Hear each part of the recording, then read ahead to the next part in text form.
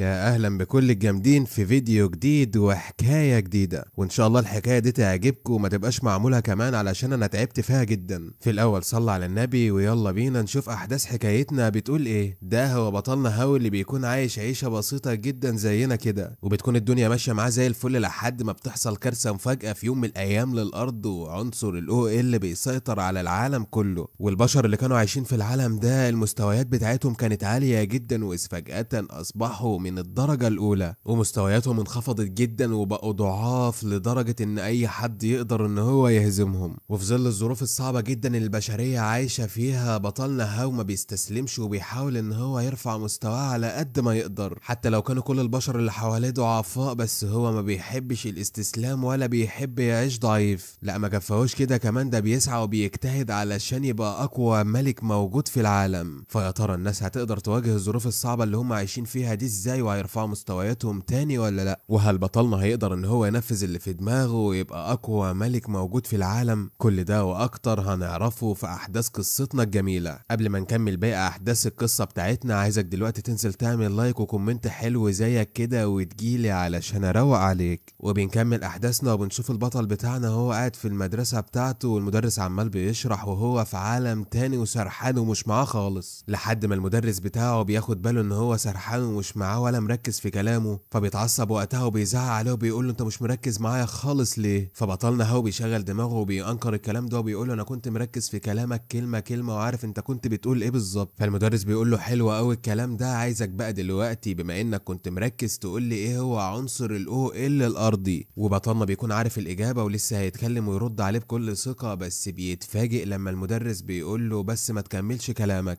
ارجع دلوقتي مكانك حالا وعايزك تكون فايق وتركز معايا بعد كده. وبنعرف ان المدرس وقفه ما خلاهوش يكمل كلامه، لان الولد ده شاطر جدا وحافظ التاريخ صم، ولو كان كمل كلامه كان هيحرجه تماما قدام التلاميذ كلهم. بعدها بيطلب من التلاميذ ان هم يركزوا معاه علشان هيعيد اللي هو شرحه من اول وجديد علشان خاطر بطلنا، وطلب منهم كمان ان هم يسجلوا كل كلمة هيقولها علشان هتيجي في الامتحان، وغير كده هي مهمة جدا. وبيبدأ يشرح لهم وبيقول لهم في عام 2036 ميلاديا حدث وقتها خلل بالحيز الزمني وحول الارض باكملها الى ساحة لعبة مليئة بالمخاطر والفرص. وقتها ظهرت وحوش قوية جدا وشكلها مخيف وسيطرت على العالم ده كله، والبشر كان عندهم مستويات ضعيفة جدا بس كان بامكانهم ان هم يرقوها عادي، ويقدروا كمان يطوروا مهن ومهارات مختلفة. وبعد الكارثة الكبيرة دي ما حصلت في العالم كله ودمرت الدنيا، الا ان في 5 مدن قدروا ان هم يقمعوا الوحوش دي وانشأوا نظام ساعتها كان كويس جدا. ساعتها بطلنا بيستغرب جدا وبيسأل نفسه وبيقول معنى الكلام ده في ظل الظروف الصعبة اللي هم كانوا عايشينها ان الكل بيقاتل على قد ما يقدر علشان يرفع مستواه للمستوى اللي بعده. بعدها بنشوف بطلنا بعد ما خلص المدرسة بتاعته بيكون راجع في الطريق وعمال بيفكر في كل كلمة قالها المدرس بتاعه، لحد ما بيتفاجئ ان في حد من زمايله بيوقفه وعايز يرخم عليه، والولد ده بيكون اسمه ليو فينج. وبنعرف ان الولد ده علشان هو قوي جدا ووصل للمستوى الخامس بيستغل قوته دي في انه يحمي بعض البشر مقابل بعض الاموال منهم، وساعتها كان موقف بطلنا علشان ياخد منه فلوس الحماية للشهر ده. وبنعرف حكاية الولد ده مع بطلنا قبل سنتين قبل ما تحصل الكارثة دي. بطلنا هو اللي كان بيحميه وما بيخليش اي حد يقرب منه، بالرغم ان هما كانوا بيتنمروا عليه وبيضربوه كمان، وان هو وقتها ما طلبش منه اي فلوس وكان بيعامله زي اخوه الكبير. وبعد ما الآية اتقلبت جاي دلوقتي بيطالب بطلنا بفلوس الحماية. ساعتها ليو بيرد عليه بكل وحشوة وبيقول له يا عم سيبك من اللي انت عملته قبل كده، ماليش دعوة غير بدلوقتي، محدش كان ضربك على ايدك وقتها وطلب منك ان انت تحميني بدون مقابل. وساعتها بيمسك بطلنا وبيخبطه خبطة قوية جدا في الارض وبيضغط على راسه وبيهينه تماما قدام الناس كلها، وبيقول له انا اول ما جيت المدرسة دي وانت كنت في المستوى الثالث علشان كده كنت بتحميني، وانا قدرت اطلع من المستوى الاول لحد المستوى الخامس دلوقتي، اما انت لسه ثابت على مستواك زي ما انت، وطبعا من حقي دلوقتي اعمل فيك اي حاجة انا عايزها. مش مكسوف من نفسك وانت مش عارف ترفع مستواك لحد دلوقتي حالا؟ ولسه ما كملش كلامه بيتفاجئ ببنت بتيجي بتخبطه خبطة قوية جدا في وشه بتوقعه على الارض، وبتقول له ايه العبط اللي انت بتعمله ده؟ انت فاكر نفسك مين يعني علشان تعمل كده؟ الناس اللي بتكون واقفة بتستغرب جدا من البنت دي وبيكونوا عارفينها وبيقولوا البنت دي قوية جدا واحنا عارفينها وهي في المستوى السابع دلوقتي، وانا سمعت كمان ان هي قدرت تهزم وحش في المستوى العاشر بالرغم من كل قوتها دي، الا انها لسه دلوقتي عندها 16 سنة بس. وفعلا البنت الصغيرة في السن دي بتقدر ان هي تجريهم كلهم قدامها، وبيكونوا خايفين ومش قادرين ان هم يواجهوها حتى بالرغم ان هم 3. وساعتها لوي بيكون خايف جدا وبيجري على اخره وبيتكلم وبيقول ماشي يا هاو الحيوان، انت اللي بتستخبى ورا البنات، هعرفك قيمتك بعدين. وساعتها البنت اللي بتروح تطمن على بطلنا وبتقول له سيبك من الكلام اللي هم قالوه ده كله، بالرغم ان انت مستواك لسه ضعيف وفي المستوى الثالث،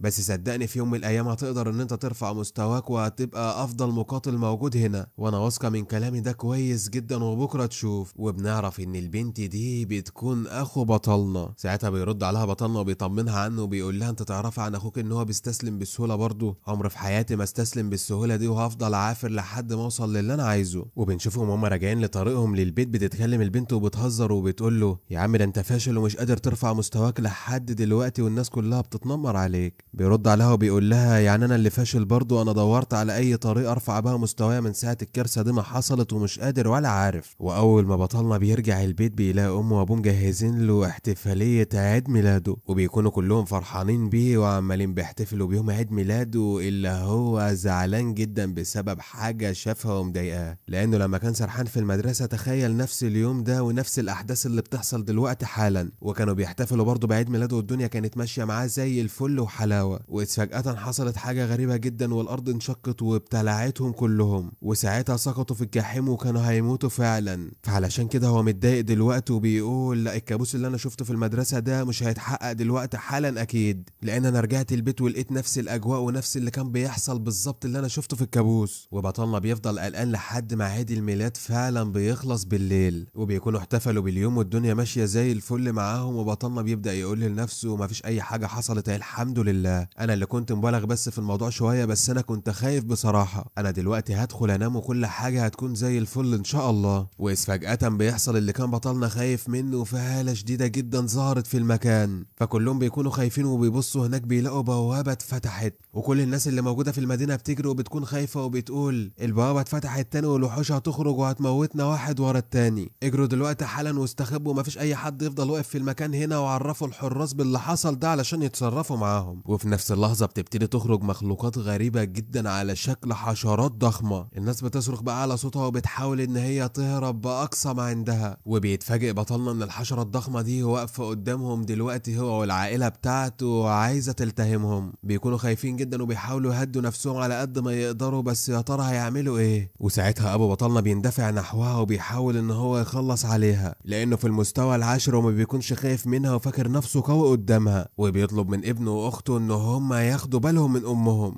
وساعتها بيخبط الوحش ده خبطه قويه جدا وبيقول له اقسم بالله ما هسيبك وهخلص عليك دلوقتي حالا، حتى لو هضحي بحياتي كلها مقابل ان انا احمي عيلتي. فساعتها الحشره دي بتكون بتستهون بيه وبتقول له انت ضعيف جدا زي البشر تماما، مفيش منكم اي امل ومفيش اي حد فيكم هيقدر يقف قدامنا، خدوا بالكم. وساعتها بتخبطه خبطه قويه جدا بتعوره في رجله وبتوقعه على الارض، فام بطلنا بتتخض جدا على جوزها وبتحاول ان هي تروح له وتطمن عليه، ولسه هتتحرك مكانها علشان تروح له، بتخبطها الحشره دي خبطه قويه جدا وبتطيرها على الارض وبتقول لها خليك انت في جنب دلوقتي، هاكل جوزك الحلو ده وبعد كده هاجيلك اخلص عليك انت كمان. وبعدها الحشره دي بتبص لابو بطلنا وبيكون عينها بتشع طاقه وشكلها مخيف جدا، وبتقول له انا هخلص عليك دلوقتي حالا وهاكلك، مقاتل من الدرجه العاشره، اظن دلوقتي طعمك هيكون تحفه. ولسه هتقرب عليها علشان تاكله زي ما هي قالت له، بتتفاجئ ان بنته بتحاول ان هي تدافع عنه، وبتكون ماسكه سهم في ايدها وبتطلقه عليها وبتقول لها بعيده عن ابويا دلوقتي حالا والا هقتلك. فالحشره بتضحك وبتكون مستغربه، بتقول لها يعني انت طفله ولسه ما طلعتش من البيضه وجايه تقتل وحش ضخم وعملاق زيي؟ ساعتها البنت دي بتتعصب جدا وبتقول لها انت دلوقتي هتشوف انا هعمل فيكي ايه. في نفس الوقت بتزعق لاخوها بقى على صوتها وبتقول له خد امك دلوقتي حالا من هنا وانا هحاول اوقف الحشره الملعونه دي. فساعتها بطلنا بيكون خايف جدا ومرعوب ومش بايده اي حاجه يعملها، لان الكابوس اللي هو كان بيحلم بيتحقق فعلا. وبالرغم ان هو في المستوى الثالث والوحش ده في المستوى ال15، الا انه ما كانش عارف يعمل ايه، وكان بيدور على اي حيله يقدر يهزم بقى الوحش ده علشان يقدر ان هو يحمي عيلته. وساعتها الحشره دي بتبص للبنت وبتقول لها انا اعرفك دلوقتي ان انت ضعيفه وحساله وملكيش اي 60 لازمه، ومش هتقدري تستحملي ولا انت ولا اي حد في العائله بتاعتك القوه بتاعتنا. وبتخبطها خبطه قويه جدا بتعورها في ايدها وبترميها على الارض هي كمان، وبتقرب عليها الحشره دي وبتقول لها انا هاكلك بقى دلوقتي حالا وهبدا بيكي، لان انت اللي عامله لي دوشه من ساعه ما جيت وكنت بتحاول ان انت تقتليني. ايه رايك دلوقتي حالا؟ شفت القوه بتاعتي عامله ازاي وانت ضعيفه قدام قوتي؟ فالبنت بتكون خايفه جدا وبتحاول ان هي تهرب من قدامها، بس للاسف ما بتبقاش قادره ان هي تتحرك خالص بسبب الضربه القويه جدا اللي الحشره دي عطتها لها. والحشره بترفع احد مخالبها ولسه هتنزل عليها تموتها، بتتفاجئ ان اخوها هو اللي بيصد الضربه بتاعه الحشره دي، وبيزعق باعلى صوته على اخته وبيقول لها امشي من هنا دلوقتي حالا ومالكيش دعوه بيا. فاخته بتقول له مستحيل اسيبك في الموقف اللي انت فيه ده، انا هحاول ان انا اعمل اي حاجه. اخوها بيطلع في الروح من اللي الحشره دي بتعمله فيه وبيزعق عليها تاني باعلى صوته وبيقول لها امشي من هنا دلوقتي حالا، سمعتني انا قلت لك ايه ولا لا؟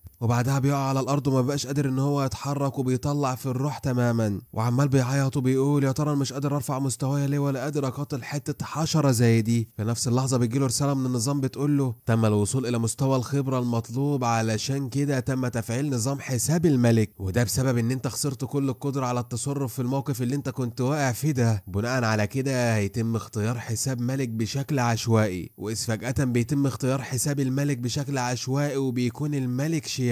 على الجانب الاخر اخته بتكون بتعيط وبتقول له انا اسفه يا اخويا ان انا ما قدرتش اعمل لك اي حاجه، وهسيبك دلوقتي حالا وهمشي، انا لازم دلوقتي حالا اهرب من هنا علشان اخويا ضحى بحياته من اجلي، ولو ما قدرتش اهرب هتموتني دلوقتي حالا ويبقى خسرنا حياتنا كلنا. ولسه بتحاول تهرب بتلاقي الحشره دي وقفت قدامها وبتحاول ان هي تخبطها خبطه قويه جدا بمخالبها تقضي عليها. بيظهر بطلنا قدامها بقوته الجديده وبيكون شكله مرعب جدا وباين عليه القوه، وبيقف قدام الحشره دي وبيتصداها وبيبص لاخته وبيقول لها جه دور دلوقتي علشان انا اتعامل معاها وانت هربي، وبيخبطها خبطه قويه جدا بيبعدها لبعيد. فالحشره بتتضايق وبتقول مستحيل حته عيل قمامه زي ده في المستوى الثالث يجرؤ ان هو يتحداني ويقف قدامي، انا دلوقتي هبدا بيه وهاكله هو الاول. وبتكون غضبانه جدا وبتحاول ان هي تهجم عليه باقصى ما عندها. في الوقت ده بطلنا بيستدعي سيف اللهب بتاعه وبيهجم عليها باقصى ما عنده هو كمان، وبيخبطها خبطه قويه جدا. فبتتألم الحشره دي وبتقول ده انا المستوى بتاعي اعلى من مستواه بمراحل كتيره جدا، ازاي اصلا القوه بتاعته تبقى اعلى من القوه اللي موجوده عندي؟ انا مش مصدقه خالص اللي بيحصل دلوقتي حالا، هو في ايه؟ ساعتها بطلنا بيستغرب جدا وبيقول لنفسه يا ترى امتى جسدي بقى قوي كده؟ بيبص على النظام وبيعرف التحول اللي هو حصل له ده قدامه مده قصيره جدا وينتهي. ساعتها بيتفاجئ جدا وبيقول يا ترى التحول ده جه منين اصلا؟ انا اول مره يحصل معايا كده، بس المفروض دلوقتي ان انا اتخلص منها في اسرع وقت ممكن قبل ما التحول ده يخلص، وساعتها تقضي عليا تماما والدنيا هتبوظ معايا خالص. بطلنا بيبص على الحشره دي بيلاقيها ان هي بتحاول تهرب من المكان وبتقول لنفسها الولد ده بقى قوي جدا، وانا لو وقفت قدامه اكتر من كده هيخلص عليا وهيموتني، انا عايزه دلوقتي استغل الوقت اللي انا عايشه فيه هنا واروح التهم بعض الناس اللي مستوياتهم ضعيفه. فساعتها بطلنا بيستخدم سيف اللهب بتاعه بيحاصرها من كل مكان بطاقه كبيره جدا. فبتتفاجئ الحشره وبتكونش مصدقه وبتتكلم وبتقول القوه دي كلها ازاي تكون موجوده في محارب في المستوى الثالث؟ انا مش فاهمه اي حاجه، انا هتجنن من اللي بيحصل دلوقتي حالا حواليا. وفي اللحظه دي بيبدا فريق الدعم ان هو يوصل لمكان الحادث. فبطلنا بيعرفهم عليه وبيقول لهم ده العنكبوت الشيطاني ذو عيون الشبح، بس اوعى اي حد منكم يقرب هناك ولا يلمسه علشان هيموت تماما وقتها، لانه قوي جدا وفي المستوى ال15 ومفيش اي حد بيقدر يقف قدامه حتى، كلها دقيقه او اقل من كده وهيقتلكوا صدقوني لو انتوا رحتوا هناك. بس الناس دي للاسف بتتكبر عليه وما بتسمعش كلامه وبتقول له انت اللي تموت يا طفل يا صغير انت، اما احنا ما بنموتش ودي شغلتنا وهنقدر نتعامل معاه ونخلص عليه في 3 دقايق بس. امشي من قدامنا دلوقتي حالا وما تتكلمش معانا خالص علشان ما تبوظش شغلنا، سيبنا نركز في اللي احنا هنعمله. بعدها بيجروا وبيلتفوا حوالين العنكبوت ده وبيحاولوا ان هم يقتلوه. العنكبوت بيكون واقف مستغرب جدا وبيقول هم المتخلفين عقليا دول فاكرين نفسهم اقوياء وهيقدروا يصمدوا قدام قوتي؟ طيب دلوقتي حالا انا هوريكم انا هعمل فيكوا ايه. وبيطلق عليهم شبكة العنكبوت في الوقت ده بيقيدهم كلهم تماما، وبعدها بيخلص عليهم واحد ورا التاني. والعنكبوت ده بما انه خلص على كذا حد في نفس الوقت بيرتفع مستواه 3 درجات كمان مرة واحدة، والموضوع بيبقى اصعب من مكانه وبطلنا بيكون واقف مش عارف يعمل ايه لحد الان. كان زمانه خلص عليه دلوقتي لولا الناس اللي جت واتدخلت وعملت نفسها ان هم جامدين، بوظوا الدنيا خالص. والعنكبوت بقى مستواه دلوقتي في المستوى ال18 وبطلنا بطلنا بيكون لا حول له ولا قوة. والعنكبوت بيكون اتشجع جدا بعد ما مستواه ارتفع، وبيقول للبطلنا جه دورك دلوقتي حالا علشان اموتك. وبيحاول ان هو يهجم عليه ويوجه له ضربة قوية جدا، بس بطلنا بيقدر يتصداها بكل سهولة وهو ثابت وواقف مكانه. فالعنكبوت بيتضايق وبيقول هي ايه القوة الضعيفة دي؟ ده انا مستواي حتى عالي، ازاي مش قادر اخلص على واحد في المستوى التالت؟ هو ايه اللي بيحصل ده؟ بس انا مش هستسلم وهفضل العب معاك لحد ما تجيب اخرك وتبقى شبه ميت خالص، وبعد كده هاكلك. انت خلاص يعني مش هتصمد قدامي كتير ولا هتقدر ان انت تطول في اللي انت بتعمله ده، وقوتك وطاقتك هتنفذ في وقت من الاوقات وقريب جدا كمان. بطلنا بيكون بيجادل وبيقاتل على قد ما يقدر، وبيحاول ان هو يصمد قدامه كمان، وبيتكلم مع نفسه وبيقول قوته زادت وحجمه كمان بقى ضخم جدا. انا هعمل ايه دلوقتي حالا؟ قوة التحول بتاعتي بتنفذ دلوقتي. والعنكبوت بيكون بيقاتل بطلنا باعلى قوة عنده، وبيتكلم معاه وبيقول له انت كنت واثق من نفسك من شوية وبتجري ورايا وكنت مخوفني صح؟ شايف نفسك دلوقتي وانت عمال بتعيط قدامه ومش قادر حتى تهاجمني؟ قلت لك وحذرتك وانت ما سمعتش كلامي ومش قادر تقتنع ان القمامة هيفضل قمامة زي ما هو. وإذ فجأة بيخبط بطلنا خبطة قوية جدا بيوقعه على الارض وطاقته بتكون نفذت تماما. ساعتها بتيجي رسالة من النظام بتقول البطل بتاعنا القوة بتاعته اقل من 15% دلوقتي، الوضع المطلق الدوامة الحمراء جاهز دلوقتي حالا. بعدها النظام بيسأله لو كان عايز يفعل المهارة دي دلوقتي حالا ولا لا. فبطلنا بيكون متضايق جدا وبيفتكر مع نفسه اللي حصل معاه قبل كده من 3 سنين، وبيتكلم وبيقول انا فضلت عايش 3 سنين جحيم وما كنتش قادر ان انا ارفع مستواي حتى، والناس كلها كانت بتتريق عليا. جت فرصتي دلوقتي حالا وانا هوريكوا هعمل فيكوا ايه. وبيقرر فعلا ان هو يستخدم المهارة اللي عرضها عليه النظام دي، واللي بتكون العاصفة الحمراء المطلقة. واول ما بيستخدم المهارة دي بتشع طاقة بتظهر هالة ضخمة جدا في المكان كله. الحشرة بتكون خايفة جدا وواقفة مستغربة وبتقول له خد بالك لو انت قتلتني القائد بتاعنا مش هيسيبك وهينتقم ليا. في الوقت ده بتظهر لبطلنا رسالة من النظام بتقول له اقتل العنكبوت اللي قدامك ده وهتحصل على 20,000 نقطة خبرة. بس ساعتها بطلنا بيكون تعبان جدا وبيقع في الارض بسبب طاقته اللي نفذت، وبيقول لنفسه لازم التقط المعدات والحاجات اللي ظهرت قدامي دي. وبطلنا بيبدأ ان هو يلتقط المال وبيلتقط كريستالة سحرية من المستوى ال15 وكمان خاتم الحظ وحرير العنكبوت السام وغدد شبح عين العنكبوت. وبسبب ان بطلنا مصاب وتعبان جدا بسبب الجروح اللي موجودة فيه تم تحويل 10,000 نقطة خبرة علشان جسده يتعافى، وكده متبقي معاه 10,000 نقطة خبرة. وفي اللحظة دي بيتم ترميم جسد بطلنا وبيتم ملء مؤشر نقاط الصحة بالكامل مرة تانية. واول ما بيستيقظ بطلنا بيتفاجئ جدا بالمكان اللي هو موجود فيه، شبه اللعبة بالظبط وحواليه كواكب كتيرة جدا في كل مكان.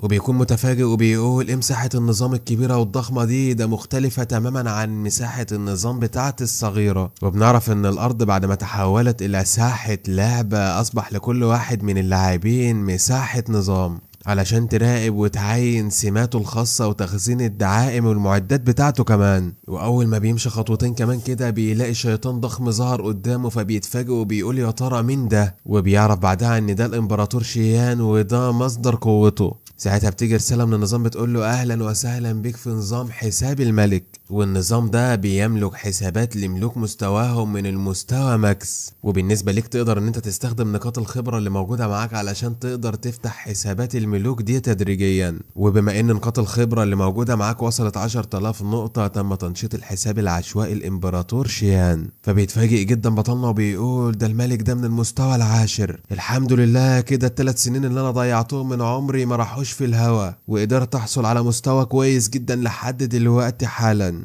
ده انا اقدر دلوقتي استخدم قوة الامبراطور ده وما يقدرش اي حد ان هو يقف قصادي تماما مهما كان هو مين. ساعتها بتجيله رسالة من النظام بتعرفه ان الامبراطور شيان ده قوي جدا زي ما هو فاهم، بس لازم عليه ان هو يطور مستواه، لان مش هيقدر يعمل باي حاجة بالمستوى اللي هو فيه ده، لازم يتطور كمان وكمان. فبطلنا بيقول لنفسه انا قلت كده برضه مفيش واحد هيقدر ان هو يصبح قوي في يوم وليلة، بس ما علينا نقدر دلوقتي استخدم قوة الامبراطور ده علشان اجني نقاط الخبرة، واقدر وقتها ان انا اطور مستوايا ومستوى الامبراطور ده بشكل سهل جدا. بس انا نسيت الوحوش اللي موجودة في المكان هنا وبتبقى اقوياء كمان وما يقدرش اي حد ان هو يقف قدامهم، وبالنسبة ليا دي هتكون العقبة الوحيدة اللي موجودة هنا دلوقتي حالا. انا حاسس ان هدفي دلوقتي بيتحقق وهبني جيش من الملوك بعد كده. ساعتها النظام بيبعت له رساله بيقول له انت موجود معاك دلوقتي 10,000 نقطه، لو عايز تزود مستوى ارتباط الحساب بتاعك او تفتح مهارات اضافيه انت حر، تقدر تعمل اللي انت عايزه كله. فبيستغرب بطلنا جدا وبيقول رفع مستوى الارتباط ازاي؟ اصلا النظام يسالني سؤال غريب زي ده وهو عارف ان الاولويه عندي دلوقتي هي زياده القدره على النجاه وفتح الحسابات كمان، اما المهارات والحاجات العبيطه دي ههتم بيها بعدين. بعدها النظام بيجيب له رساله وبيقول له تمام يا باشا، هنعمل اللي انت عايزه دلوقتي حالا. بعدها بطلنا بيحس ان هو بقى قوي جدا اول ما بيفعلوا له المهارات اللي هو طلبها، وبيقول لنفسه يا ترى صفاتي الأساسية اتحسنت هي كمان. بعدها بيفتح شريط الحالة الشخصية بتاعه وبيبص على المستوى بتاعه بيلاقيه لسه ليفل 3. بيتضايق جدا لأن مستواه اللعين لسه ما تقدمش لحد دلوقتي. بعد كل اللي حصل معاه ده كان فاكر إن مستواه اتقدم، لكن للأسف لسه واقف زي ما هو. يا ترى النظام سايب المستوى بتاعي لسه ليفل 3 علشان تكون دي خدعة؟ أي خصم يقف قدامي يبص على المستوى بتاعي يلاقيني لسه ضعيف جدا واتفاجئ بقوته وأقدر أهزمه بعدها. في المشهد اللي بعد كده بيستيقظ بطلنا في الواقع وبيكون مرمي في المستشفى، واول ما بيشوف جسده تشافى بيتفاجئ وبيقول ما تمش استعاد جميع نقاط صحتي، بس لا ده جسدي كله تشافى من الجروح اللي كانت موجوده فيه. انا افتكرت ان انا مش هتعافى خالص وهموت بعدها. وبالرغم ان هو مبسوط ان هو تشافى بالسرعه دي، بس في نفس الوقت حزين على 10,000 نقطه اللي هو صرفهم علشان يتشافى. في نفس الوقت بيسمع اخته اللي بتكون واقفه بره بتزعق مع الطبيب وتقول له انتوا عايزين المبلغ الكبير ده جدا ليه؟ المفروض ان احنا في مستشفى دلوقتي حكوميه ويكون فيها العلاج بالمجان اصلا، انتوا طالبين مننا مبلغ خرافي ما نقدرش نجمعه لكم ولا بعد مليون سنه. فاخوها بيتضايق جدا وبيقول لها هدي نفسك بس ما تزعقيش لانك لسه تعبانه ومش قادره تتكلمي، وبعد ما خفيتي شويه بالوضع ده هترجعي تتعبي مره تانية. اخته بتقول له اسكت انت بس دلوقتي، ده هو ما اداناش علاج حتى كويس وما تمش شفائنا في اسرع وقت ممكن وجاي يطلب مني دلوقتي نص مليون. فبينفعل عليها الطبيب وبيقول لها وانت لسه لحد دلوقتي ما استوعبتيش ولا فهمت ان العيله بتاعتك كانت وضعها صعب جدا، وما تنسيش كمان ان انت كنت هتموت اول واحده فيهم لان الوحش اللي من المستوى ال15 كان هيموتكم كلكم، والناتج عن اللي حصل ده ان انا كان لازم اديكوا علاج غالي جدا علشان يتم شفائكم في اسرع وقت ممكن، وحتى لو اتشفيتوا هيسيب اثار جانبيه كتير فلازم تاخدوا العلاج ده لمده طويله. وجاي دلوقتي بتقولي لي ليه الفلوس غاليه كده وبتزعقي معايا؟ دي جزاتي يعني؟ اقول لك على حاجه، طالما انت شايفه المبلغ كبير عليكي كده روحي عالجي نفسك بنفسك انت واخواتك واهلك. هو الوضع هيكون كويس بالنسبه ليك انت ووالدتك، لكن اخوكي وابوكي مش هيكونوا محظوظين جدا من اللي هيحصل ده، لان لو ما خدوش العلاج اللي انا كاتبه لهم ده هيموتوا في اسرع وقت ممكن. بعد شهر واحد هتلاقي ابوك توفى، وهو كده محظوظ لان اخوك هيقعد اسبوع واحد فقط وهيموت. وخليكي فاكره كلامي كويس قوي لان انا بخلي مسؤوليتي التامه منكم. فبتتفاجئ جدا البنت وبتعيط وبتقول له لا ارجوك ما تعملش كده، احنا هنسمع كلامك في كل حاجه. ساعتها ماما بتطبطب عليها وبتقول لها ما تقلقيش يا حبيبتي، انا هلاقي طريقه علشان نجيب المال ونتعالج كلنا، حتى لو اضطر بينا الامر ان احنا نبيع المنزل بتاعنا ده مقابل ان احنا نتعالج. فساعتها اخوها بيسمع الكلام ده وبتعصب جدا وبيطلع وبيقول لهم المنزل بتاعنا مش هيتباع ابدا مهما كان، فاهميني ولا لا؟ ده اساس العائله بتاعتنا ومستحيل افرط فيه، وانا هلاقي طريقه علشان اجمع بيها الفلوس اللي هو طلبها دي في اسرع وقت ممكن. الا البيت ان هو يتباع ده انتوا مش متخيلين والد تعب قد ايه علشان يجمع الفلوس بتاعته ويجيبه، واحنا مش هنيجي في يوم وليله كده ونضيع كل تعب وشقى اللي هو سهر الليالي علشانه. فبيرد على الطبيب ويقول له انت متاكد من الكلام اللي انت بتقوله ده ايها المريض؟ انت يا ابني مش شايف حالتك عامله ازاي وبتقول لي هروح اشتغل واجمع المال؟ وبطلنا بيكون منفعل جدا وبتحاول اخته تهديه وبتقول له يا عم ما تتعصبش، انت لسه تعبان علشان هتتعب تاني، ده انت لسه من شويه بتقول له هتتعصبي علشان هتتعبي وانت دلوقتي جاي بتعمل في نفسك كده. يا عم ده هي مش هتبيع ولا حاجه، ده هو مجرد اقتراح بس. بيرد عليها بيقول لها انا زي الفل زي ما انت شايفه كده وتعافيت تماما، الدور والباقي عليك انت، ما تتكلميش خالص دلوقتي علشان ما تتعبيش وما تشيلوش هم اي حاجه، انا هحل الموضوع ده بكل سهوله. وزي ما انت شايفه كده السم اللي كان موجود في جسدي بسبب العنكبوت ده اختفى تماما. فبيتفاجئ الطبيب جدا وبيقول له ده انت كنت اكتر واحد فيهم حالتك زي الزفت،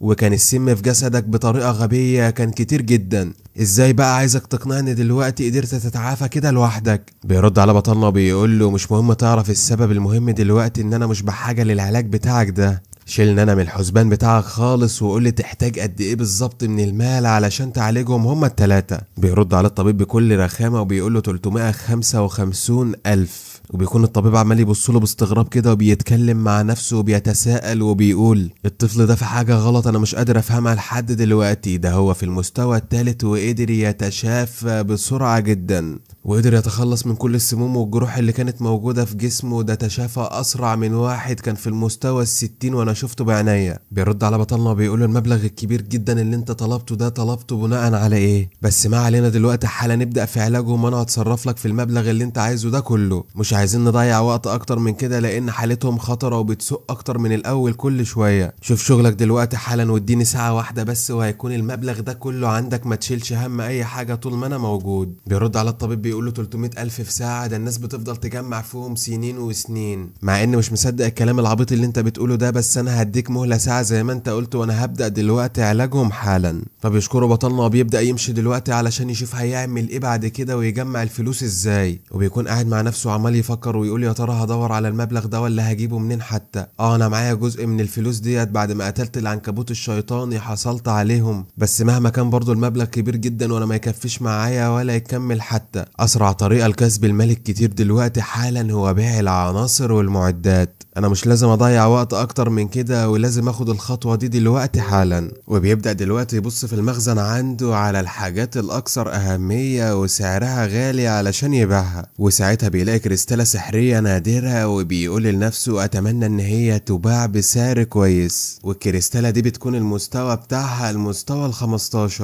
وبنعرف ان الكريستالة دي مهمة جدا في بناء المعدات وكل ما ارتفع مستواها زاد سعرها. ساعتها بطلنا بيطلعها من المخزن بتاعه بيقرر فعلا ان هو يعرضها للبيع. في المشهد اللي بعد كده بطلنا بياخدها وبيروح لاحد المتاجر علشان يعرضها للبيع هناك، واول ما بيوصل هناك المدير بياخدها منه وبيتفاجئ جدا بيها. بيقول انا عايز اعرف دلوقتي حالا انت ازاي مستواك منخفض كده وقدرت تحصل على الحاجة الثمينة دي ما بيقدرش يحصل عليها غير اصحاب المستويات العالية جدا، ودي لو كانت بلورة سحرية عادية فسعرها يساوي 1000 أو 2000. اما يا باشا الكريستالة السحرية النادرة بتاعتك دي هديك عليها 100,000. فبطلنا بيبص له كده وبيضحك وبيقول له 100,000 انت جاي تستغفلني ولا انت فاكر ان انا سن صغير ومش عارف الاسعار ماشية ازاي؟ ده انا سألت عليها في السوق السوداء قبل ما اجيلكوا هنا واللي يعتبر الاسعار هناك اقل من هنا بكتير، قالوا لي سعرها اقل حاجة 200,000. انا يا باشا هاخد البلورة بتاعتي واروح لاي حد تاني يتمنها بما يرضي الله لانك كده بتشغل دماغك وعايز تسرقها مني. فبطلنا بيتفاجئ وقتها ان الراجل ده بيرد عليه وبيقول له الامر فات اوانه، طالما انت جيت لحد هنا برجليك يا اما تبيع يا اما تسيبها وتمشي وما تاخدش ولا جنيه.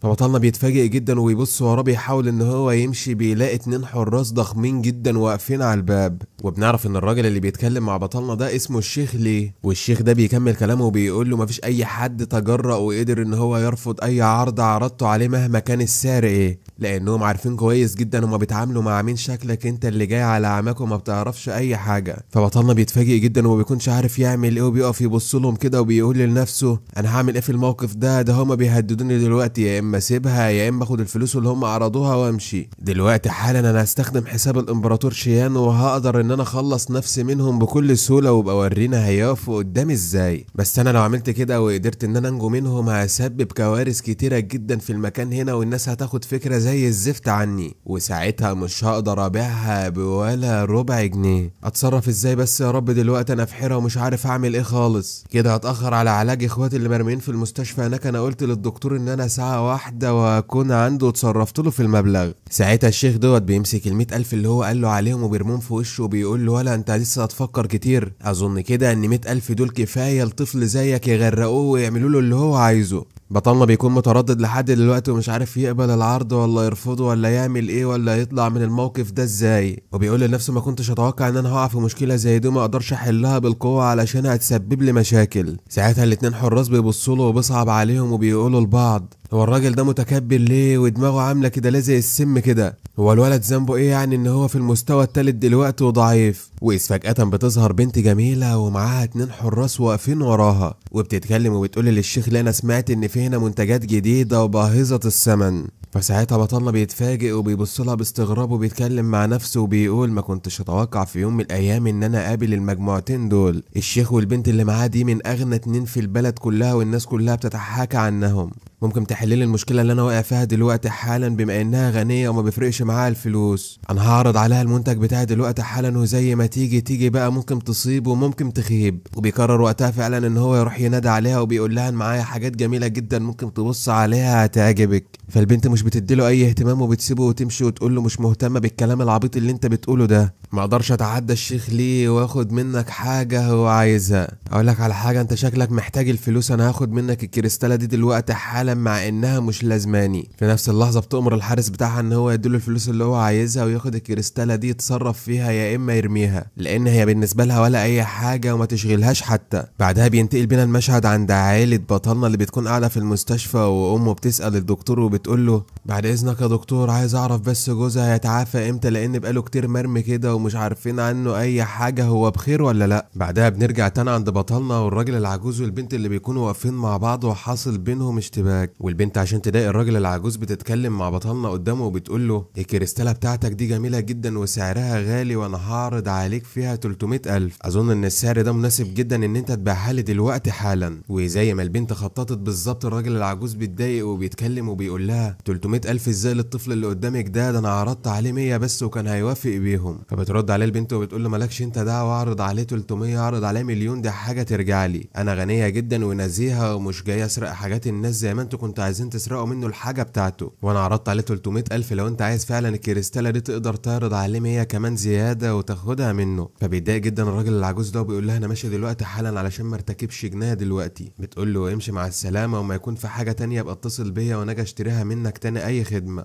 وبنرجع تاني عند اهل بطلنا اللي بيكونوا قاعدين في المستشفى، والدكتور بيتكلم معاهم وبيقول لهم لحد دلوقتي انا مش قادر احدد اي حاجه ولا عارف هيبقى كويس امتى. في نفس الوقت بيدخل عليهم مدير المستشفى وبيزعق باعلى صوته وبيتكلم مع الدكتور وبيقول له انا سمعت ان الناس الفقيره المحتاله دي ما دفعتش فلوس المستشفى لحد دلوقتي. بيرد على الدكتور وبيقول له ما دفعوا بالفعل تكاليف غرفه الطوارئ، اما بالنسبه لفلوس العلاج اللي هم خدوه فهم لسه ما دفعوهاش فعلا. فبيتعصب جدا المدير وبيزعق على الدكتور دوت وبيقول له احنا فاتحين مستشفى مش جمعيه خيريه، ازاي اصلا تعالجهم ولا تسمح لهم ان هم ياخدوا الادويه من غير ما يدفعوا فلوسها؟ الارواح الرخيصه اللي قدامك دي اللي بتشغل دماغها ملهاش اي قيمه وتدوس عليهم تموتهم كمان. بيرد على الدكتور وبيقول له يا عم بس اخوهم قال ان هو هيجمع الفلوس خلال ساعه واحده بس هيكون عندي، والساعه لسه ما عدتش لحد دلوقتي، استنى بس لما الساعه تخلص وبعدها نقرر هنعمل ايه. بيزعق عليه المدير بقى على صوته وبيقول له انا قاعد مستني دلوقتي حالا لما اشوف اخرتها معاكوا ايه وهتجيبوا لي الفلوس بتاعتي امتى. شكلك مجنون اصلا انت كمان، وعقلك ده ما بيفكرش خالص. ما فكرتش ازاي طفل في المستوى الثالث هيقدر ان هو يجمع لك مبلغ 300,000 في ساعه واحده؟ ده لو قعد طول حياته كلها يجمع في المبلغ ده مش هيقدر كمان يجمعه. بعدها المدير بيبص بيلاقي الدكتور بيديلهم علاج في الوقت ده، فبيتعصب عليه وبيقول له انت لسه عايز تديلهم علاج تاني والعلاج غالي جدا؟ شيل يا حيوان دلوقتي العلاج اللي انت عطوه لهم ده دلوقتي حالا. وبيجري على ابو بطلنا علشان يشيل له الماسك اللي محطوط على وشه. فبتتعصب البنت عليه وبتقول له يا مدير استحملنا بس ساعه واحده لحد ما اخويا يرجع، هو وعد الدكتور اللي هو خلال ساعه واحده هيجيب الفلوس ويرجع هنا حالا. فالمدير بيقول لها ده في احلامك الكلام ده، اقسم بالله ما هيكمل العلاج ده نهائي، حتى دلوقتي حالا هشيله، دي المستشفى الوحيده اللي موجوده في المنطقه كلها وانا ما بطلعش حاجه ببلاش، اللي عايز حاجه يجيب فلوسها اول وبعد كده يجي ياخدها، غير كده ما عنديش. البنت بتحاول توقفه على قد ما بتقدر بس ما تقدرش، في الوقت ده بيخبطها خبطه قويه جدا وبيقول لها اوعي من وشي دلوقتي حالا. في نفس اللحظه بطلنا بيخبط الباب برجله خبطه قويه جدا بيكسره وبيدخل عليهم وبيقول له حيوان انت ازاي تتجرأ وتعمل كده مع اهلي وانا مش موجود؟ فالمدير بيتعصب عليه جدا وبيمسكه من اللبس بتاعه بيقول له انت مين يالا انت عشان تتجرأ وتخبط باب المستشفى برجلك كده؟ انا هدفعك تمن غلطتك اللي انت عملتها دي دلوقتي حالا، وهعلمك انت بتتعامل مع مين وتتعامل مع الناس كويس ازاي. فساعتها بطلنا بيبص لايده اللي بتكون ماسكه التيشيرت بتاعه بيقول له ايدك دي اللي اذت اهلي انا هقطعها لك دلوقتي حالا.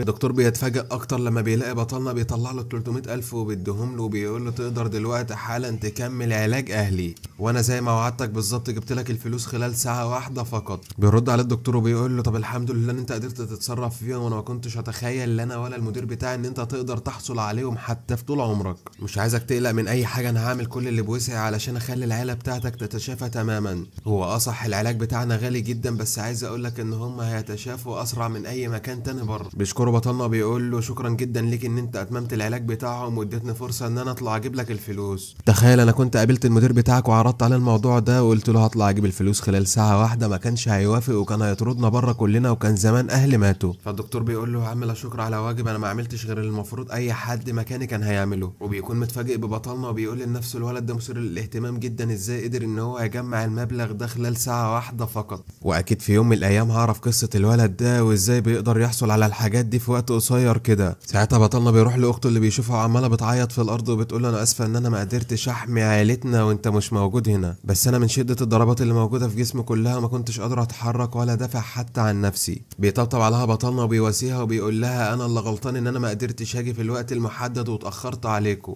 انت ما كانش في ايدك اي حاجه تعمليها وانت كويس او ان انت قاعده جنبهم واخده بالك منهم لحد دلوقتي. بتبكي اخته مره تانية وبتقول له يا عم الحاج انا ما كنتش اتمنى ان ده يحصل اصلا وانا موجوده، يا فرحتي مستواي المرتفع وانا مش قادره حتى املى مكانك ولا دافع عن نفسي. انا بجد قرفانه من نفسي جدا لانك طالع وتعبان وتعب نفسك علشان تدور لنا على المبلغ ده، وانا قاعده هنا ما باليد حيله ولا قادره اتحرك حتى ولا اعمل اي حاجه ولا دافع عن عيلتنا. والمصيبه الاكبر من كده ان انا كنت مخططه ان انا هشارك في مسابقه الدنجو، وفي الوقت الحالي بالحاله اللي انا فيها مش هقدر حتى اروح هناك. كان نفسي افوز بالمسابقه دي علشان الجوائز بتاعتها هتكون حلوه جدا. بيرد اخوها وبيقول لها ايوه المسابقه دي اللي بتتعمل قبل الاكاديميه كل سنه صح؟ بجد والله انت ليك حق ان انت تتضايقي لان انا سمعت ان مكافآتها هتكون عاليه جدا اكتر من كل سنه. بترد عليه بتقول له ايوه بقى ما تفكرنيش لان المسابقه دي المكافاه بتاعتها السنه دي هتكون 500,000. بطلنا بيقف قدامها بكل فخر وبيقول لها انا عايزك دلوقتي تاخدي بالك من نفسك ومن العائله بتاعتنا ويتم شفاكوا على خير ان شاء الله. اما بقى المسابقه دي والفوز والمكافاه سيب الموضوع ده كله على اخوكي. وساعتها بيتحدى نفسه وبيقول انا لازم افوز بالمكافاه دي مهما كلفني الامر حتى لو هموت. وبتمر بينا الايام وبنشوف بطلنا لما راح الاكاديميه وبيكون اليوم ده هو يوم المسابقه، وبيتكلم احد المعلمين هناك وبيقول لهم اهلا بيكم في المسابقه اللي بتنعقد كل سنه في الاكاديميه. اظن ان في اشاعات منتشره في البلد كلها بقالها فتره كبيره ان قيمه المكافاه السنه دي كبيره جدا صح؟ حابب اقول لكم بقى دلوقتي ان الاشاعات اللي انتوا بتسمعوها دي كلها صحيحه، وقيمه المكافاه فعلا السنه دي 500,000،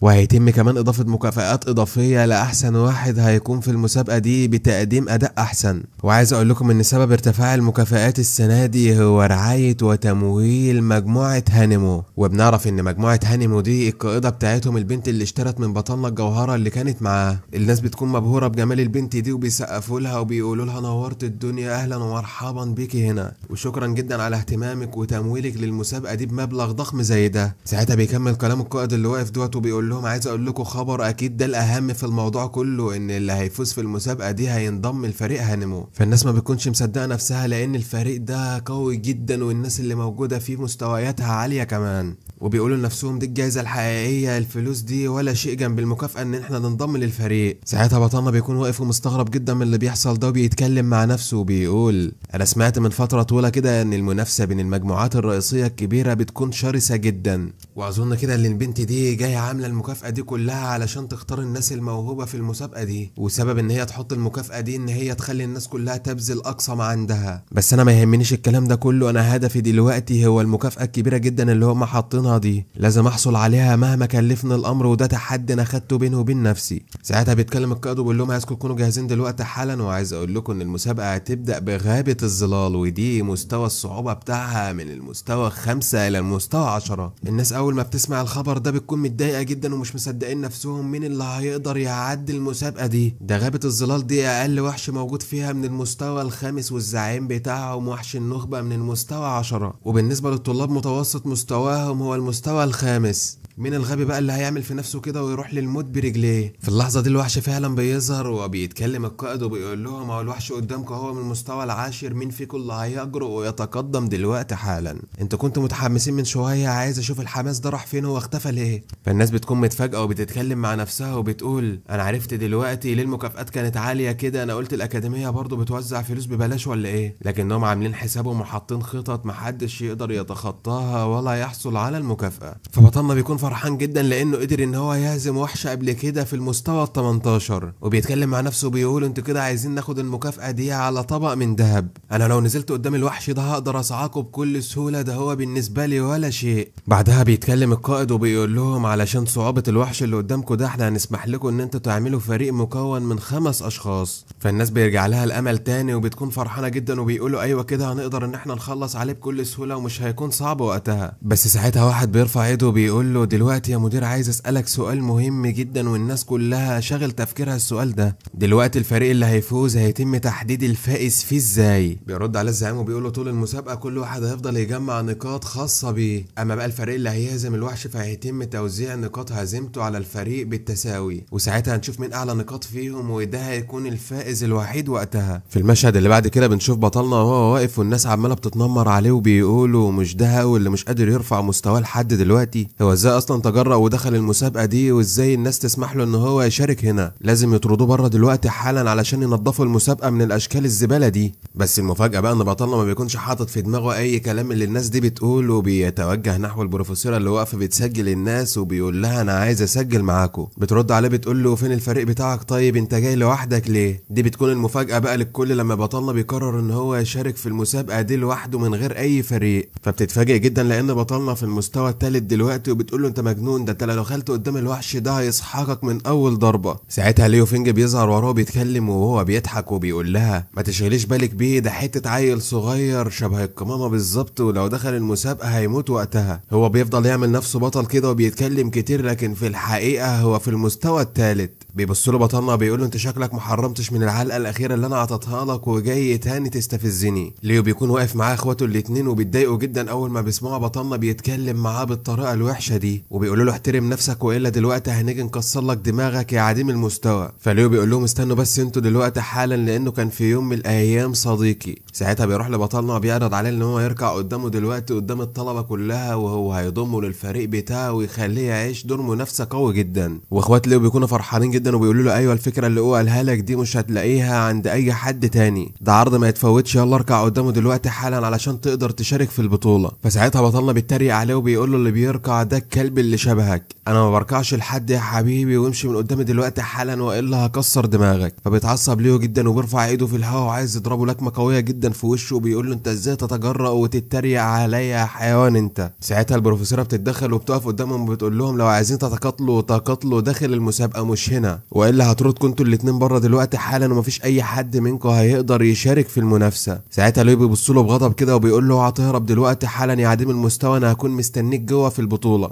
بيرد عليه بطلنا بيقول له اللي بيهرب ده عديم المستوى اللي شبهك يا اللي انا اديتك علقه قبل كده وفرجت الشارع كله عليك، فاكر ولا نسيت؟ وساعتها بيطلب من البروفيسوره ان هي تسجله لوحده زي ما هو طلب منها قبل كده. بترد عليه وبتقول له ما انكرش ان انت شجاع فعلا وكنت واقف قدامهم كلهم وبتتنافس معاهم وكنت عايز تتقاتل معاهم كمان، بس ده ما يمنعش ان قوتك لسه ضعيفه ومش هتقدر تصمد لوحدك قدام الوحوش اللي جوه. بس طالما انت مصر كده ومصمم على رايك فانا ما اقدرش اقول لك اي حاجه غير ان هسجلك دلوقتي حالا واتمنى لك حظ موفق. بيفرح بطلنا جدا وبيكون ماشي لوحده وبيقول الحمد لله تمت المهمه بنجاح زي ما انا كنت متوقع بالظبط، والحظ الجيد جاي عليا دلوقتي وهبقى اغنى واحد موجود في البلد كلها بعد ما افوز في المسابقه دي. ساعتها بيجيله رساله بالنظام بتقول له الف مبروك ان انت قدمت في مسابقه الدنجو الاولى في حياتك كلها وحصلت دلوقتي على 2000 نقطه خبره. اما البنت الغنيه بتكون واقفه على جنبه وبتقول مش ده الولد اللي انا قابلته قبل كده واشتريت منه الجوهره اللي كانت موجوده معاه؟ ده دخل السوق السوداء قبل كده وهو في المستوى الثالث، لا وجاي دلوقتي يشارك في مسابقه الدنجو وهو في المستوى الثالث كمان، ومصر ومصمم ان هو يشارك لوحده المستويات من المستوى 5 لحد المستوى العاشر. ما علينا انا هفضل اتفرج عليه هو بالذات دونا عن اي حد موجود في المسابقه كلها علشان اشوف الشجاعه دي جايه منين وهيقدر يعمل ايه ولا هيتداس على وشه اول ما يدخل جوه وده مجرد كلام وبس. فبيرد عليها الحراس اللي واقفين معاه وبيقولوا لها مقاتل من المستوى الثالث،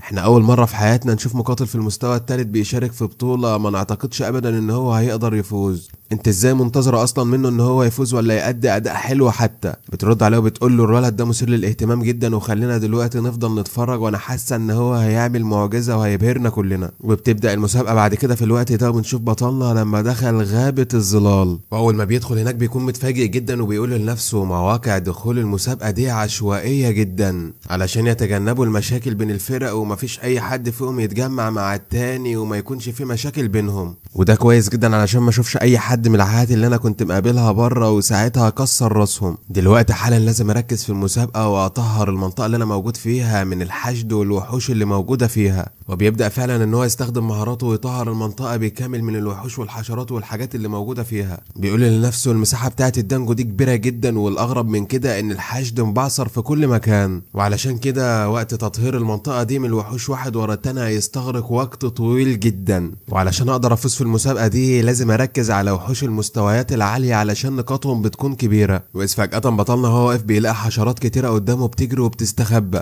فبيستغرب جدا وبيقول لنفسه يا ترى هما بيجروا ليه وبيستخبوا من مين؟ انا هعمل خطه ذكيه جدا وهمشي وراهم دلوقتي حالا علشان اشوفهم رايحين فين. وبعد ما مشى مسافه كبيره جدا بيقول لنفسه انا ما وصلتش لاي حاجه، انا هرجع دلوقتي حالا احسن. ولسه خلاص هيلف وشه ويرجع تاني بيلاقي شبكه عنكبوت قرمزيه قدامه ضخمه جدا، وبيلاقي واقع في المصيده دي بنت واسمها روان شيان، ودي معالجه بتكون في المستوى الخامس. فبيستغرب بطلنا جدا وبيقول البنت دي تقريبا كده انا شفتها وعارفها. البنت بتكون فاقده للوعي، واول ما بطلنا بيقرب منها بيلاقيها فاقت وبيسمعها وهي بتتكلم مع نفسها وبتقول انا مش فاكره اي حاجه، يا ترى ايه اللي حصل لي هنا؟ انا اللي انا فاكراه ان انا تم الامساك بيا من قبل العنكبوت الوحش، يا ترى مين اللي هينقذني دلوقتي؟ مفيش اي حد هنا علشان ينقذني، انا كده انتهى امر لحد دلوقتي حالا. واذ فجاه بتتفاجئ ان بطلنا واقف قدامها بيقول لها قفلي بقك دلوقتي حالا علشان العنكبوت ما يجيش ويخلص عليكي وانا هنقذك.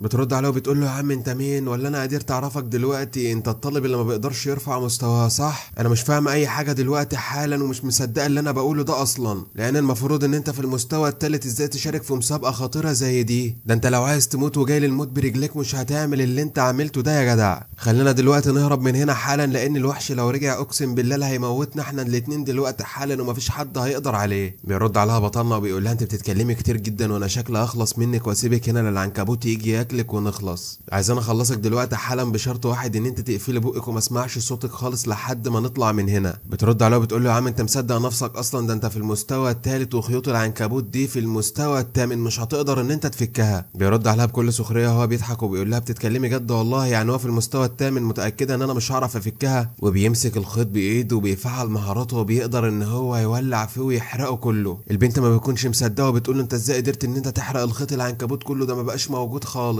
بطلنا هاو بيبص لها بيقول لها حتى بعد ما فكيتك لسه بتتكلمي كتير، امشي من قدامي دلوقتي حالا وروح ادور لك على فريق انضم ليه علشان مش هينفع تبقي لوحدك. واذ فجأة بطلنا بيبص فوقه بيلاقي الارمله الحمراء في المستوى الثامن ظهرت حالا. بيتفاجئ جدا وبيكون خايف وبيقول للبنت اللي معاها هربي من هنا بسرعه دلوقتي حالا والا هتموتي. بتبدا الارمله دي ان هي تسقط عليهم سائل من فمها، وبيكون السائل ده مليء بالسم. بيحاول بطلنا هو البنت اللي معاه على قد ما يقدروا ان هم يتفادوه، وبعد ما سقطوا من المكان العالي اللي هم كانوا قاعدين فيه بيقعوا في شبكة عنكبوت كمصيدة. بيتفاجئ بطلنا جدا وبيقول انا كنت هنا من شوية ما كانتش موجودة، يا ترى هي جهزتها امتى؟ معنى كده هي عارفة ان احنا موجودين هنا وكانت ما بتعملش اي صوت علشان تجهز لنا الفخوخ دي. وفعلا العنكبوتة بتقدر ان هي تقيدهم بالشبكة بتاعتها تماما، لدرجة ان هما الاتنين بيكونوا ملفوفين كده ومش قادرين يتحركوا خالص من مكانهم. بتصرخ البنت باعلى صوتها وبتكون خايفة وبتقول له انتهى امرنا دلوقتي حالا، ده هي هتيجي وهتاكلنا. والعنكبوتة فعلا بتكون بتقرب عليهم. بطلنا بيهدي البنت وبيقول لها ما تقلقيش دلوقتي حالا انا هتصرف. ساعتها بيفتكر مع نفسه بيقول ان العراكب الصغيره اللي كانت ماشيه قدامه وسحبته للمكان ده كانت مجرد فخ ليه عشان يجي هنا. بيرد عليها بطلنا وبيقول لها على ما اعتقد كده من العادات والتقاليد بتاعه العنكبوته الحمراء دي، ان هي بعد ما بتقبض على البشر بتضع البيض بتاعها في اجسادهم علشان تكسر النسل. وعلى ما اعتقد دلوقتي حالا ان هي لسه مش مجهزه البيضات بتاعتها، علشان كده هتمشي وهترجع تاني عندما تكون جاهزه. فالبنت بتصرخ وبتتضايق وبتقول له ايه الجنان اللي انت بتقوله ده؟ انا مش عايز اموت في الموقف ده. بيحاول يزعق عليها ويهديها بس هي برضه مصممه ان هي تصرخ وما بتعملش اي حاجه غير كده. بطلنا ما بقاش عارف يعمل ايه وبيقول لنفسه لو انا استخدمت شعله الامبراطور شيان البنت دي هتتاذي. مفيش قدامها حل دلوقتي حالا غير ان اقطع شبكه العنكبوت دي ببقي على قد ما اقدر. فبتستغرب البنت وبتقول له ايه اللي انت بتعمله ده؟ انت مجنون اصلا؟ هتقدر تقطعها ببقك؟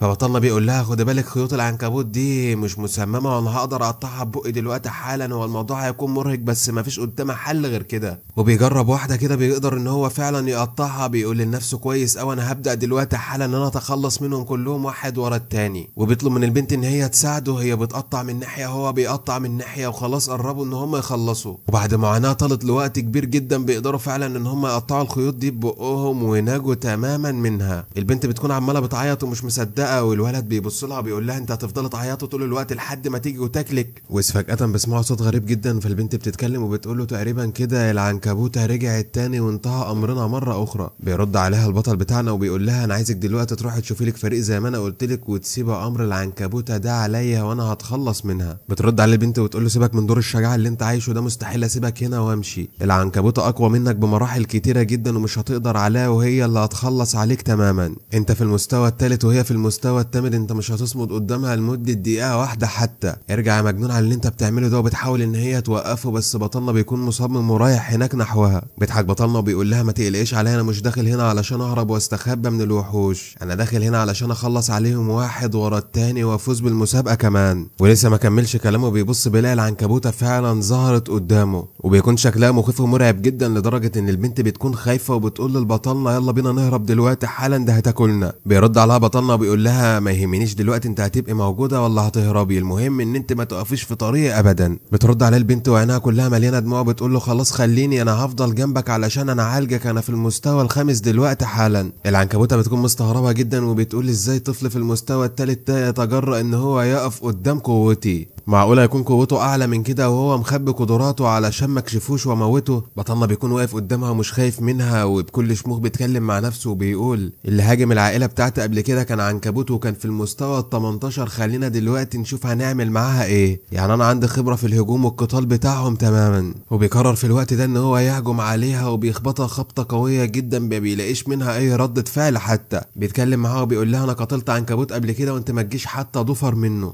كان أقوى منك بمراحل كتيرة جدا، انت ليه ضعيفة كده؟ ما تتكلميش ولا اسمع صوتك دلوقتي حالا، لان ما بحبش اسمع صوت فريستي وهي بتصرخ قدامي. وبيستدعي السيف بتاعه وبيرفعه على اقصى ما عنده وبينزل عليها بيخبطها خبطة قوية جدا بيه. بتتفاجئ البنت جدا وما بتكونش مصدقة نفسها خالص، ازاي بطلنا في المستوى الثالث وعنده قوة زي دي؟ ده قدر ان هو يهزم العنكبوتة الضخمة القوية جدا دي ويقسمها نصين بضربة واحدة بس تقريبا كده، والعلم لله هو خافي مستواه علشان الناس ما تعرفش قد ايه قوته. ساعتها بتجيله رسالة من النظام بتهنيه وبتقول له الف مبروك يا ها، وانت قدرت ان انت تتخلص من الارملة الحمراء في المستوى الثامن وحصلت على 1000 نقطة، وكمان ساعدت البنت دي ان هي تنجو بحياتها بعد ما كانت هتموت وحصلت على 500 نقطة مقابل ده. البنت ما بتكونش مصدقة نفسها وبتقول انا ما عملتش اي حاجة ولا ساعدته حتى، ازاي ليه ينقاد؟ انا دلوقتي حالا مش هسيبك وافضل ماشيه معاك لحد ما المسابقه كلها تخلص، وافضل احصل على نقاط كده وانا ما بعملش اي حاجه. ساعتها بتروح لبطلنا وبتقول له عايزه منك دلوقتي خدمه، عايزك تعرفني انت ازاي بتخفي مستواك كده ومحدش يقدر يشوفه. انا ما كنتش مصدقه برضو ان انت ولد عبقري وشاطر كده وقادر تقف في المستوى الثالث ومش قادر ترفع مستواك حتى، انا كنت شاكه في الموضوع من الاول وطلع كلامي فعلا صح. بتكون عماله بترخم عليه وهو بيقول لها صدقيني لو فضلت ترخم عليا كده كتير اقسم بالله لا هموتك دلوقتي حالا، هتخليني اندم دلوقتي ان انا انقذتك وبعد كده هسيبك تموتي قدام عيني ولا هتحرك حتى وانقذك. وبيكون عمال يفكر بطلنا مع نفسه وبيقول بالإضافة لل1000 نقطة اللي أنا حصلت عليها في المسابقة كافئني كمان النظام بتاعي ب5000 نقطة خبرة. حلو أوي الكلام ده لحد دلوقتي، لو تستمر كده معايا لحد الآخر هتكون زي الفل وهفوز في المسابقة. أهم حاجة دلوقتي عندي إن النظام ده يفضل سر بيني وبين نفسه ومحدش يعرف عنه أي حاجة. ساعتها بطلنا بيبص للبنت وبيقول لها عندي شرط واحد علشان تفضلي موجودة معايا لحد الآخر، ولو موافقة على الشرط بتاعي خليكي معايا لحد الآخر مفيش أي مشكلة فعلا. بص يا باشا النقاط اللي انت بتحصل عليها دي بتاعتك ومن نصيبك، اما الموارد اللي بتسقط من الوحوش بعد ما موتها دي بتاعتي هاخدها كلها بالكامل. البنت بتوافق بدون ما تفكر حتى طالما هتكون موجوده مع بطلنا لحد الاخر في رحلته. ساعتها بتيجي رساله لبطلنا من اللعبه بتقول له الف مبروك يا باشا، انت حصلت على غدد السم المكسوره من العنكبوت الاحمر، وحصلت كمان على عناصر المعركه انياب الارمله الحمراء، عدد مرات الاستخدام بتاعتها هتكون مره واحده بس. بطلنا بيمسكها في ايده كده وبيقول لنفسه كويسه جدا بالرغم ان انا ما حصلتش على معدات ولا اي حاجه من العنكبوته دي، بس دي حلوه والنوع ده مطلوب كويس قوي في السوق السودا، هقدر امسك فيها مبلغ حلو. وتم ترقيه دلوقتي العناصر اللي موجوده في ايدك دي بشكل عشوائي الى الانياب القاتله للارمله الحمراء، مع اضافه تاثير النزيف والتسمم والضعف. تم زياده عدد مرات الاستخدام الى 3 مرات،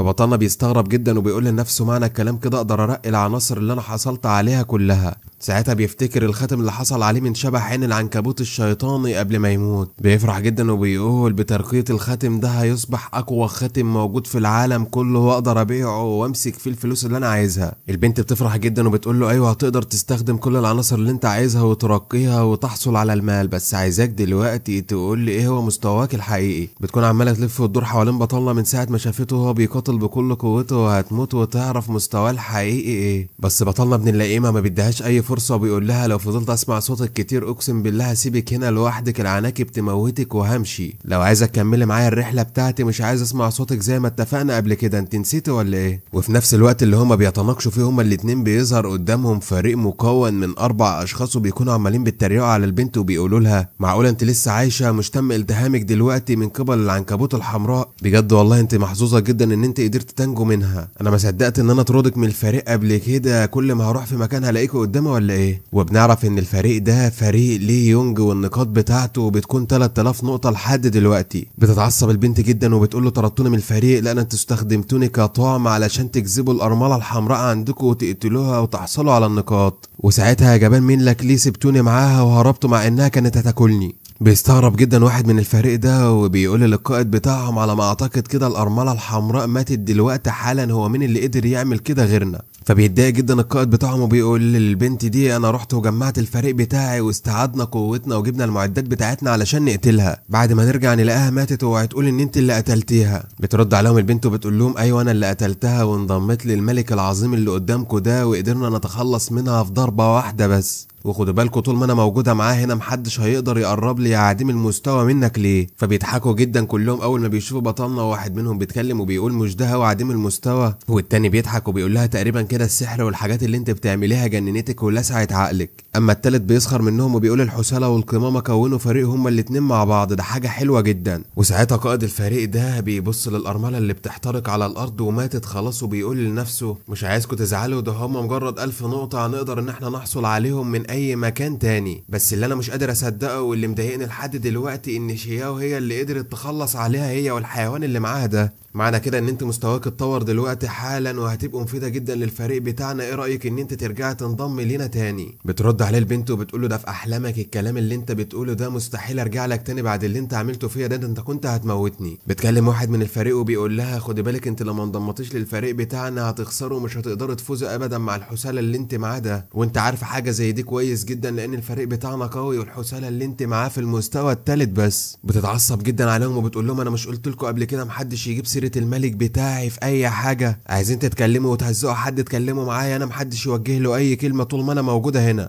فجاه هم واقفين بيتكلموا بيسمعوا صوت مخيف جدا بترعبوا كلهم. فالولد قائد الفريق بيضحك وبيقول لهم مالكم خايفين كده ليه؟ ده صوت زئير الديناصور الشيطاني، وعايز اقول لكم ان ده وحش النخبه النادره ذو ال 5000 نقطه، يلا بينا دلوقتي حالا عشان نروح نخلص عليه لان نقاطه اكتر بكتير جدا من الارمله الحمراء. فبطلنا بيتكلم في الوقت ده وبيقول لهم استنوا هنا انتوا متخلفين عقليا ولا انت لو رحتوا للديناصور كده انتوا الاربعه هيخلص عليكم تماما، ده انتوا رايحين من غير ما تحطوا خطه حتى ومستهونين بالديناصور. فبيستغرب جدا الولد قائد الفريق ده وبيقول له هو ايه اللي انت بتقوله ده حيوان، انت عارف انت بتتكلم مع مين اصلا؟ بيضحك بطلنا وبيقول له بقوتكم الحاليه دي الديناصور ده هيعمل منكم بطاطس محمره وهياكلكم كلكم، اسمعوا كلامه وفكوكم من دور البطوله اللي انتوا عايشينه ده لان لو رحتوا هناك فعلا هتموتوا. بتعصب جدا ليه ده وبيقول له انا هقتلك دلوقتي حالا قبل ما اروح اموت الديناصور، انت ازاي تتجرأ وتتكلم معانا كده؟ يالا اخوه بيحاول يهديه وبعد كده بياخده وبيمشي وبيقول له انا هفرجك دلوقتي احنا هنعمل ايه في الديناصور الضعيف ده. فالبنت بتتكلم بعدها وبتقول له انت دلوقتي هتعمل ايه؟ يلا بينا نروح نخلص على الوحوش اللي موجوده في المكان كله. بيرد عليها وبيقول لها انا لو فضلت اخلص على الوحوش اللي في المكان كله اللي في المستوى الضعيف ده هتكون مضيعه للوقت بس، لان نقاطهم بتكون قليله جدا وده يعتبر حاجه مش كويسه خالص. بترد عليه بتقول له طب ايه الخطط اللي انت حاططها دلوقتي؟ بيرد عليها وبيعرفها ان هم هيستمروا في الموضوع اللي هم فيه وهيستفادوا من نقاط اللاعبين الاخرين.